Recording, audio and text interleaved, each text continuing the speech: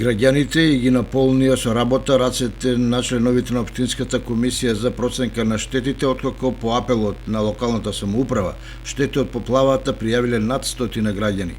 Комисијата приоритетно врши увид и изготвува записници со проценка за предизвиканите штети со цел подоцна по завршување на процедурата на локално и државно ниво да бидат надоместени. Најголем број од пријавените се однесуваат на штети кај поплавени приземни простории за живење и подруми во куќи, како и за деловни простории во градскиот трговски центар. Има пријави за 4 оштетени автомобили, за урнати потпорни ѕидови, како и за поплавување во јавните институции и неколку стопански капацитети. Постапката за евидентирање се уште трае, се разгледуваат и анализираат доставените докази и податоци од пријавителите, пошто ќе се изготви комплетен елаборат за состојбата.